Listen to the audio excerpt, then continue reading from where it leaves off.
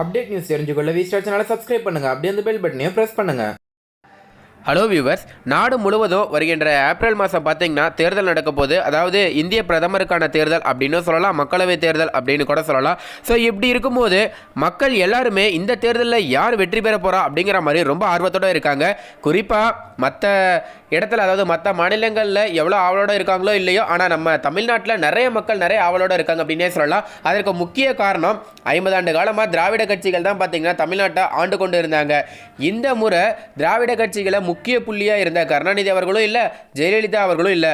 So அவங்க இடத்த நிற்பறதுக்கு வேறு ஏதாவது புது கட்சிக்கு மக்கள் ஆதரவு தருவாங்களா அப்படிங்கிற மாதிரி ஒரு புறம் பார்த்தீங்கன்னா மக்கள் ரொம்ப ஆவலோட காத்திருக்காங்க.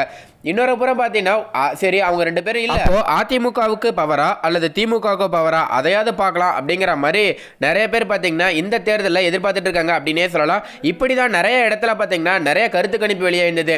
ஸோ குறிப்பிட்ட சேனலில் பார்த்தீங்கன்னா அவங்க கருத்து கணிப்பு வெளியிடும் போது என்ன சொல்லியிருந்தாங்க அப்படின்னு பார்த்தீங்கன்னா, ஒரு 80,000 பேர்த்த நாங்கள் கருத்து கணிப்பு எடுத்திருந்தோம், ஒரு 10,000 பேர், ஒரு 20,000 பேர், ஒரு ஊரில் 5,000 பேர் வச்சு நாங்கள் கருத்து கணிப்பு எடுத்திருந்தோம் அப்படிங்கிற மாதிரி சொல்லி தான் சொல்லியிருந்தாங்க. ஸோ தற்போது பார்த்தீங்கன்னா இன்னொரு பிரபல தொலைக்காட்சி வந்து கருத்து கணிப்பு எடுத்திருக்காங்க. அந்த கருத்து கணிப்பில் யாருக்கு எந்த தொகுதி கிடைக்கும் அப்படிங்கிற மாதிரி பார்த்தீங்கன்னா அவங்க வெளியிட்டிருக்காங்க அப்படின்னே சொல்லலாம். வாங்க அதை பார்க்கலாம். முதல்ல அதிமுகன்னு பார்த்தீங்கன்னா அவங்க எந்தெந்த தொகுதியில் அதிக செல்வாக்கு இருக்குது, அதே போல் அவங்க வெற்றி பெறத்துக்கு எந்த தொகுதியில் அதிக வாய்ப்பு இருக்குது அப்படிங்கிற மாதிரி ஒரு சில தகவல் வெளியாக இருக்குது. வாங்க பார்க்கலாம். அதிமுக பொறுத்தவரை திருவள்ளூர், தென் சென்னை, காஞ்சிபுரம், கிருஷ்ணகிரி, ஆரணி, திருவண்ணாமலை, சேலம், நாமக்கல், ஈரோடு, திருப்பூர், நீலகிரி, பொள்ளாச்சி, சிதம்பரம், கரூர், மயிலாடுதுறை, மதுரை, தேனி, திருநெல்வேலி, இந்த தொகுதியெல்லாம் பார்த்தீங்கன்னா அதிமுக வெற்றி பெறத்துக்கு வாய்ப்பு இருக்குது அப்படிங்கிற மாதிரி அந்த கருத்து கணிப்பில் வெளியாகிருக்கு. அதே போல் பாமகவை பொறுத்தவரை அரக்கோணம், தருமபுரி, விழுப்புரம், கடலூர் மாவட்டத்தில் பார்த்தீங்கன்னா 4 தொகுதியில் இவங்க வெற்றி பெறுவாங்க அப்படிங்கிற மாதிரி தகவல் வெளியாகிருக்கு. அதே போல் பாஜகவை பொறுத்தவரை கோவை, கன்னியாகுமரி இந்த 2 தொகுதியில் வெற்றி வாய்ப்பு அதிகமாக இருக்குது. அங்கே பார்த்தீங்கன்னா அவங்களுக்கு செல்வாக்கு அதிகமாக இருக்குது அப்படிங்கிற மாதிரி தகவல் வெளியாகிருக்கு. அதே போல் தேமுதிகவை வந்து கள்ளக்குறிச்சியில் மட்டும்தான் வெற்றி பெறும் அப்படிங்கிற மாதிரி சொல்லியிருக்காங்க. புதிய நீதி கட்சி வந்து வேலூரில் வந்து வெற்றி பெறும் அப்படிங்கிற மாதிரி சொல்லியிருக்காங்க. அதே போல் புதிய தமிழகம் கட்சி வந்து தென்காசியில் வெற்றி பெறும் அப்படிங்கிற மாதிரியும் பார்த்திங்கன்னா அந்த கருத்து கணிப்பில் சொல்லியிருக்காங்க. அதே போல் திமுகவை பொறுத்தவரை அது எங்கெங்கே ஜெயிக்கும் அப்படின்னு பார்த்தீங்கன்னா வடசென்னை, மத்திய சென்னை, ஸ்ரீபெரும்புத்தூர், திண்டுக்கல், தஞ்சாவூர், தூத்துக்குடி இந்த தொகுதியெல்லாம் வெற்றி பெறும் அப்படிங்கிற மாதிரி பார்த்திங்கன்னா அந்த கருத்து கணிப்பில் வெளியாகிருக்கு. அதே போல் காங்கிரஸை பொறுத்தவரை திருச்சி, சிவகங்கை, விருதுநகர் போன்ற தொகுதியில் வெற்றி பெறும் அப்படிங்கிற மாதிரி சொல்லியிருக்காங்க. அதே போல் ஐஜேகே வந்து பெரம்பலூர் தொகுதியில் வெற்றி பெறும் அப்படிங்கிற மாதிரி சொல்லியிருக்காங்க.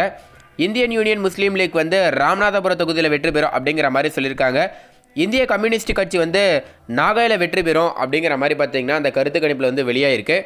39 பாராளுமன்ற தொகுதிகளில் அதிமுக கூட்டணி 27 இடங்களையும், திமுக கூட்டணி 12 இடங்களையும் கைப்பற்றோம் அப்படிங்கிற மாதிரி பார்த்திங்கன்னா அந்த நிறுவனம் வந்து வெளியிட்டிருக்காங்கன்னே சொல்லலாம்.